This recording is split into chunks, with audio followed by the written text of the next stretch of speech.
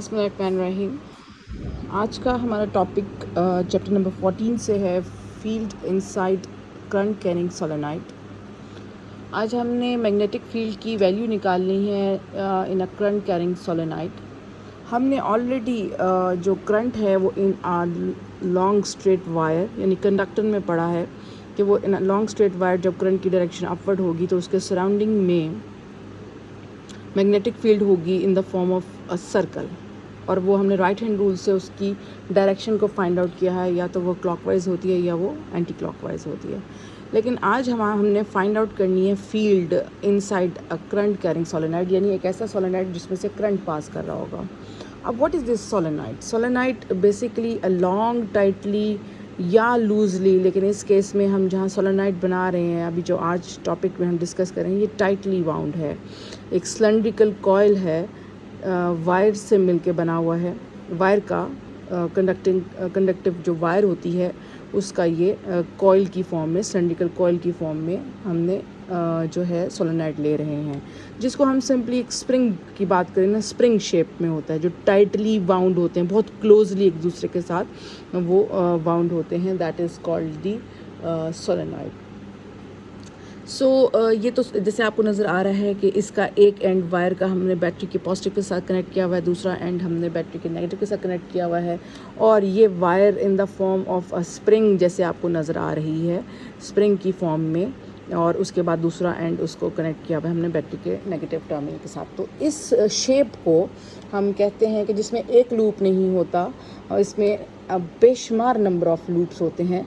So this is called the solenoid. This is called the solenoid. यहाँ तो आपको नज़र आ रहा है कि कुछ फासले पे हैं, लेकिन हम जैसे कि इस टॉपिक पे आज ले रहे हैं, ये टाइटली बाउंड होगा। ये जो आपको वायर्स हैं एक दूसरे के बहुत करीब करीब होंगी, तो this is called the solenoid. अब हम इस सोलेनोइड में जैसे हम पढ़ के आए हैं कि करंट पास करता है और थंब इंडिकेशन करता है करंट की, और कर्लिंग ऑफ फिंगर्स शो करते हैं direction of magnetic field lines. यहाँ पर भी हमने इसी फॉर्म में करंट की डायरेक्शन को लेके मैग्नेटिक फील्ड को फाइंड आउट करना है। अब आप देखें कि करंट की डायरेक्शन यहाँ पॉजिटिव से होती हुई डाउनवर्ड आ रही है, ठीक है, डाउनवर्ड आ रही है, तो यहाँ हम डॉट लगाएंगे। डॉट का मतलब है यहाँ से करंट डाउनवर्ड होता हुआ, ऐसे होता हुआ डाउनवर्ड, नीचे से होता हुआ, फिर अगेन अगली जो है इसकी लूप्स में से होता, ये डॉट है यहाँ से, यानी करंट बाहर की तरफ निकल रहा है, और यहाँ से मूव करता हुआ डाउनवर्ड अंदर की तरफ नीचे जा रहा है, और नीचे जहाँ जा रहा है उसको हम क्रॉस से शो कर देंगे, जो हमने नीचे वाली फिगर में किया हुआ है। ऊपर डॉट आ जाएगा और नीचे क्रॉस आ जाएगा। सिमिलरली यहाँ पर भी अगर हम देखें, डॉट लगाएंगे, डॉट का मतलब है current is flowing outward of this paper, and cross का मतलब है इनटू द पेपर जा रहा है, और ये इस तरह से अपना लूप कंप्लीट करता हुआ वापस बैटरी के नेगेटिव टर्मिनल की तरफ रहेगा। तो जैसे कि इस सोलेनोइड में आपने देखा कि करंट की डायरेक्शन डाउनवर्ड है, और हम यहाँ पर एक कन्वेंशनली तो लेते थे कि जो थंब है इंडिकेट करता है डायरेक्शन ऑफ करंट, लेकिन यहाँ पर अगर हम vice versa curling of finger को शो कर लें डायरेक्शन ऑफ करंट, जो कि डाउनवर्ड डायरेक्शन में कर्लिंग ऑफ फिंगर्स जो है वो करंट को शो करेंगी, तो थंब जो है वो आपका राइट साइड पे इंडिकेट करेगा, तो वो कुछ फिगर इस तरह से बनेगी, और राइट साइड पे जो थंब इंडिकेट करेगा वो आपको नॉर्थ से साउथ की तरफ मैग्नेटिक फील्ड लाइंस को फ्लो करता है, यानी thumb indicate the direction towards the north. तो ये डॉट साइन यहाँ पर अभी मैं रेड जैसे ऊपर बनाया है, यहाँ पर मैंने रेड की फॉर्म में वो वायर जो सोलेनोइड की वायर्स थी वो आउटवर्ड करंट को कुछ इस तरह से फ्लो करवा रही हैं, जैसे कि मैं ब्लैक इस पेन से इसको ड्रॉ कर रही हूँ कि current is flowing in the outward direction, और इस तरह से करंट फ्लो कर रहा है, तो हमारी कर्लिंग ऑफ फिंगर्स ये बाहर की तरफ आएंगी, तो वो करंट की डायरेक्शन को शो करेंगी, एंड थंब जो है हमारा इंडिकेट करेगा द डायरेक्शन ऑफ नॉर्थ, और फिर नॉर्थ से साउथ की तरफ मैग्नेटिक फील्ड लाइंस जो हैं वो हम देखते हैं फ्लो करती हैं, और इनसाइड फ्लो करती हैं from south to north. So this is the direction, और आप यहाँ पर देख रहे हैं कि जो साउथ से इनसाइड जो हैं वो साउथ से नॉर्थ की तरफ ये एरोज़ हैं, और outside the solenoid it flowing from north to south. और हमें पता है कि जब भी ये मैग्नेटिक फील्ड लाइंस यहाँ से बाहर निकलेंगी ड्यू टू द डाईपोल, क्योंकि 2 पोल्स होते हैं, ये कभी भी कहीं ब्रेक नहीं करेंगी, कहीं ना कहीं जाकर नॉर्मल लूप के साथ भी नॉर्थ साउथ के साथ ये इंटरेक्ट करेंगी और कहीं पर भी ये ब्रेक नहीं होती। नॉर्थ से साउथ की तरफ जाएंगी और साउथ से नॉर्थ की तरफ जाएंगी और इस तरह से ये डाईपोल्स बनाती हैं। अगर हम यहाँ पर देखें तो इनसाइड दी सोलेनॉइड आपको यूनिफॉर्म मैग्नेटिक फील्ड अगर हम लॉन्ग सोलेनॉइड लेंगे तो हमारे पास इनसाइड दी सोलेनॉइड जो है एक यूनिफॉर्म मैग्नेटिक फील्ड बनेगी। सिमिलरली आउटसाइड जो है ये आपके पास मैग्नेटिक फील्ड बनेगी यहाँ पर भी और यहाँ पर, लेकिन एज़ कम्पेयर टू इनसाइड इसकी जो, क्योंकि ये एक दूसरे से फार अपार्ट हैं तो उसकी मैग्नेटिक जो इंटेंसिटी है वो थोड़ी सी कम होगी। अच्छा जी, नेक्स्ट टू इट अगर आप उसको गौर से देखें, यहाँ पर जैसे हमने ऊपर बनाया है कि अगर करंट इस डायरेक्शन में फ़्लो कर रहा है तो उसके सराउंडिंग में जो मैग्नेटिक फील्ड है वो इन द फॉर्म ऑफ जो सर्कल है या तो एंटी क्लॉकवाइज है या क्लॉकवाइज है। अगर हम यहाँ पर देखें तो ये डॉट का मतलब है कि it is current is flowing outward. Outward का मतलब है, इस डॉट का मतलब है कि current is flowing outward direction, तो उसमें जो मैग्नेटिक फील्ड लाइंस की डायरेक्शन होगी वो कुछ एंटी क्लॉकवाइज स्टाइल में इस तरह से बनेगी। तो ये जो डॉट नज़र आ रहा है आपको यहाँ से मतलब है कि करंट इज़ फ्लोइंग आउटवर्ड और इसके सराउंडिंग में जो मैग्नेटिक फील्ड लाइंस है वो कुछ सर्कुलर फॉर्म में इस तरह बनेगी। और अगर आप नोटिस करें कि इस एंड पे करंट इस मैग्नेटिक फील्ड की डायरेक्शन अपवर्ड है और जो साथ वाला जो लूप बन रहा है उसमें जो मैग्नेटिक फील्ड की डायरेक्शन है वो डाउनवर्ड है। तो ये यहाँ पर जो magnetic field between the two जो हमारे लूप्स हैं उनके दरमियान में मैग्नेटिक फील्ड जो है वो ऑपोजिट इन डायरेक्शन है और ऑपोजिट इन डायरेक्शन होने की वजह से बिटवीन द टू लूप्स जो मैग्नेटिक फील्ड है ऑपोजिट इन डायरेक्शन होने की वजह से एक दूसरे को क्या कर रही हैं, कैंसिल आउट कर रही हैं। और कैंसिल आउट करने की वजह से यहाँ पर हम कहेंगे कि उनकी जो मैग्नेटिक फील्ड है वो ऑलमोस्ट कैंसिल आउट होने की वजह से ज़ीरो हो जाती है। लेकिन अगर हम उसकी बजाय इस एंड पे देखें, अगर आपको ये अपर एंड नज़र आ रहा है तो यहाँ पर मैग्नेटिक फील्ड लाइंस की डायरेक्शन है towards the right hand side और जो हमारी यहाँ डायरेक्शन है जो हमने बनाई है वहाँ पर जो मैग्नेटिक फील्ड एक्सटर्नल जो इनसाइड दी सोलेनॉइड है उसकी डायरेक्शन भी राइट हैंड साइड पे है, तो दोनों का एरो सेम है। यहाँ पर हमारी मैग्नेटिक फील्ड लाइंस जो हैं वो स्ट्रॉन्गर होती हैं और एक दूसरे को स्ट्रॉन्गर मैग्नेटिक फील्ड बनेगी क्योंकि एक दूसरे को ये एड अप कर रही हैं। लेकिन साइड बाय साइड जो है वो लूप के ये एक दूसरे को कैंसिल आउट करेंगी और जो है वहाँ पर मैग्नेटिक फील्ड की स्ट्रेंथ ज़ीरो होगी। लेकिन जब हम इनसाइड दी सोलेनॉइड देते हैं यहाँ मैग्नेटिक फील्ड की स्ट्रेंथ जो है वो एड अप होने की वजह से यूनिफॉर्म भी होगी और आउटसाइड जो है वो भी एड अप होने की वजह से मैग्नेटिक फील्ड स्ट्रेंथ ज़्यादा होगी। लेकिन inside the as compare to inside outside जो है वो मैग्नेटिक फील्ड थोड़ी कम होगी। उसकी रीज़न ये है कि अगर हम यहाँ पर अगर आप देखें इनसाइड दी सोलेनॉइड इस एरिया के अलॉन्ग तो यहाँ पर मैग्नेटिक फ्लक्स ज़्यादा है। मैग्नेटिक फ्लक्स इसलिए ज़्यादा है क्योंकि यहाँ पर number of magnetic field lines are closer to each other, एक दूसरे के क्लोज़ हैं। तो यहाँ पर कम एरिया में ज़्यादा number of magnetic field lines है, तो इसका मतलब है यहाँ पर स्ट्रॉन्गर मैग्नेटिक फील्ड है इनसाइड दी सोलेनॉइड। जबकि आउटसाइड पे अगर आप देखें और अगर वही उतना ही साइज़ का अगर आप कोई एरिया यहाँ पर प्लेस करें तो आप देखेंगे कि यहाँ पर मैग्नेटिक फील्ड लाइंस आपस से बहुत दूर दूर हैं। They are so far from each other, so that is why they have weaker magnetic field, जिसकी वजह से इनसाइड में हम कहते हैं कि मैग्नेटिक फील्ड स्ट्रॉन्गर है और बाहर पे magnetic field as compare to inside क्या है, वीकर है। So these are the reasons कि हम यहाँ पर मैग्नेटिक फील्ड का कंपैरिजन करते हैं इनसाइड एंड आउटसाइड सोलेनॉइड के अंदर के हमारा मैग्नेटिक फील्ड एक्चुअली किन किन चीज़ों पे डिपेंड करता है। So finally we concluded from this above figure कि inside the field inside the solenoid magnetic fields are parallel. Inside the solenoid यहाँ पर सोलेनॉइड आएगा। इनसाइड द सोलेनॉइड जो मैग्नेटिक फील्ड लाइंस हैं they are parallel to each other, ये एक दूसरे के क्या हैं, पैरेलल हैं और हम इनको यहाँ से ये कह सकते हैं यूनिफॉर्म मैग्नेटिक फील्ड है। लेकिन अगर हम आउटसाइड द सोलेनॉइड जाते हैं तो ये आपको मैग्नेटिक फील्ड लाइंस जो है वो नॉन यूनिफॉर्म नज़र आएंगी क्योंकि इनकी आपस में स्पेसिंग जो है वो सेम नहीं है. So they are non uniform outside the solenoid but they are uniform inside the solenoid. So हम इसीलिए कहते हैं कि जब ये यूनिफॉर्म होंगी और इनसाइड द सोलेनॉइड होंगी तो हम इसको कहेंगे कि इसकी magnetic field strength is stronger as compare to the magnetic field strength outside the solenoid. So outside the solenoid the magnitude जो है उसका कम हो जाता है मैग्नेटिक फील्ड लाइंस का, जिसकी वजह से हम इसको कंसिडर करते हैं कि ये नेग्लिजिबल मैग्नेटिक फील्ड लाइंस है as compare to inside the solenoid.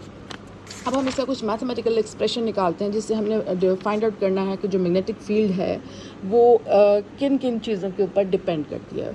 So for this reason let us consider the Ampere's law, जो हमने इससे प्रीवियस टॉपिक में पढ़ा था. हम एम्पियर्स लॉ लेते हैं, लेकिन हम उसमें से इसके बाद एक उसका पर्टिकुलर सेक्शन जो है वो चूज़ कर लेते हैं. सेंटर ऑफ द सोलेनॉइड हम इसलिए लेंगे क्योंकि सेंटर ऑफ द सोलेनॉइड में हम सपोज करते हैं कि वहाँ पर मैग्नेटिक फील्ड लाइंस आपस में यूनिफॉर्म है. सो ये मैंने एक उसका जो है सेंट्रल पार्ट कंसिडर कर दिया. लेट अस सपोज ये वो पार्ट है सोलेनॉइड का सेंट्रल पार्ट, कि जहाँ पर मैं सपोज करती हूँ कि मैग्नेटिक फील्ड लाइंस आपस में यूनिफॉर्म है, इक्वली स्पेसिंग है. और यहाँ पर फिर मैंने अगेन एक इमेजिनरी जो है लूप कंसिडर किया है जिसकी 4 साइड्स हैं, और एक साइड जो है वो सेंटर ऑफ द जो है एक सेंटर ऑफ द सोलेनॉइड की तरफ है. The second one is perpendicular and the third one is outside the solenoid and fourth one is again the perpendicular to the solenoid. इन चारों के अलॉन्ग हमने जो है वो फाइंड आउट करना है कि where the flux is maximum and where the flux is minimum. So for the 4 sides हम यहाँ पर एम्पियर्स लॉ को कंसिडर करते हैं फ्रॉम इनिशियल वैल्यू फर्स्ट 1 से लेकर और द लास्ट वैल्यू इज़ 4, क्योंकि यहाँ पर 4 लूप्स हैं हमारे पास. और एम्पियर्स लॉ वही है B dot del L is equal to mu naught times current जो उस सोलेनॉइड में से पास कर रहा है. सो यहाँ पर हम कंसिडर करेंगे, इसको ओपन करेंगे समेशन साइन को, तो हम 4 टाइम्स जो है ये वैल्यू को यहाँ पर राइट डाउन करेंगे is equal to mu naught I के बराबर. और हम इन चारों वैल्यूज़ को जो ये 4 लूप्स के लिए हैं, इस लूप के 4 लेंथ्स के लिए हैं L1, L2, L3 and L4 के लिए, इसको हम सेपरेटली सॉल्व करेंगे. तो for this reason let us say this equation is called equation number 1. So let us solve the first part of this equation, b dot delta L1. जब हम b dot delta L1 लेंगे तो actually हमने find out करना है कि what is the angle between the magnetic field lines and the length L1. So यहाँ से हम इसको जब डॉट को ओपन करेंगे so it becomes b L1 cos theta. So हमने ये पहले ही बता दिया था कि b is constant. So L1 cos theta, L1 change हो रहा है, लेंथ चेंज हो रही है, हम वो डिफरेंट ओरिएंटेशन ले रही है मैग्नेटिक फील्ड लाइंस के साथ.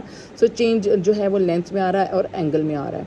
एंगल लेना है हमने यहाँ पर b और L1 के साथ. अब b की डायरेक्शन आपके पास x एक्सिस के अलॉन्ग है और L1 की direction b is along x axis.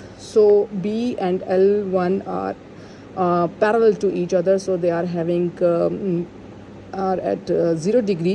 So cos 0 degree is 1. So we are having a maximum flux along the length L1.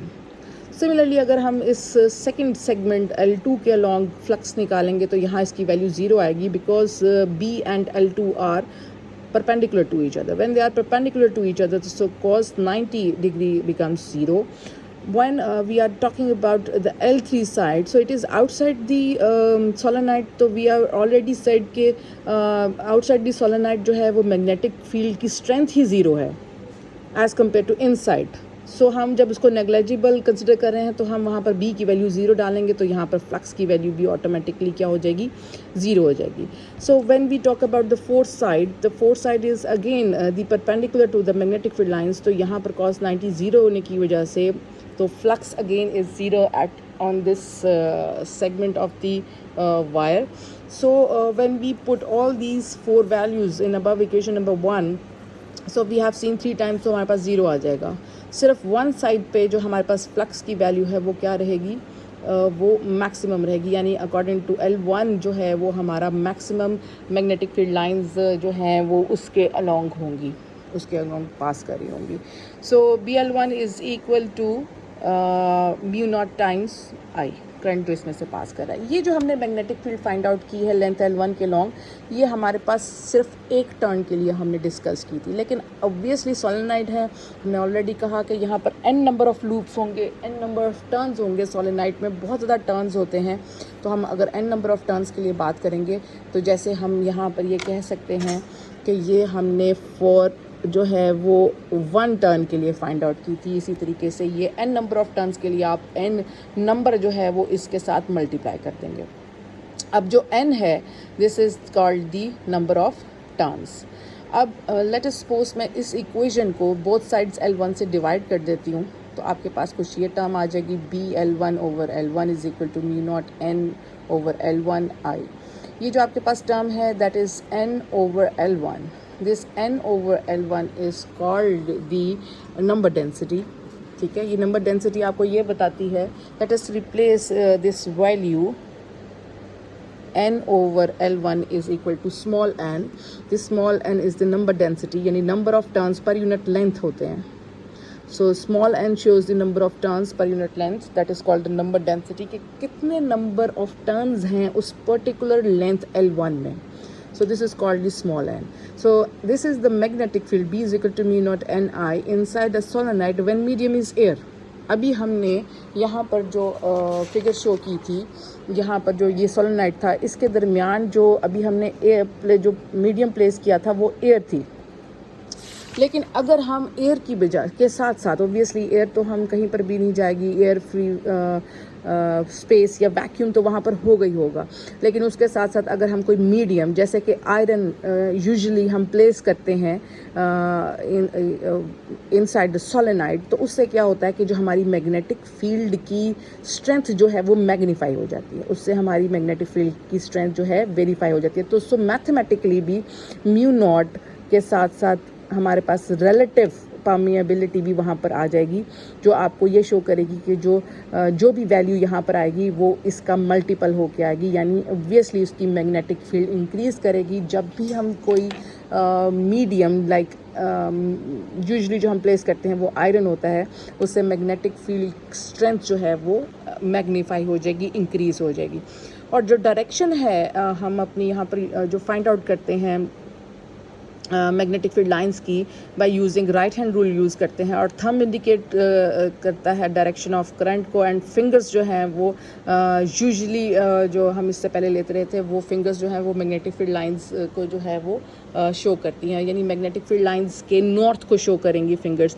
And vice versa हम ये भी ले सकते हैं कि कर्लिंग ऑफ जो है करंट की डायरेक्शन में अगर हम फिंगर्स को कर्ल करते हैं तो और थंब जो है वो इंडिकेट करता है direction of magnetic field lines, यानी नॉर्थ को शो करता है। तो इस तरीके से हम कर्लिंग ऑफ फिंगर्स या curling of thumb and vice versa से मैग्नेटिक फील्ड लाइंस की डायरेक्शन को फाइंड आउट कर सकते हैं by using right hand rule. Thank you.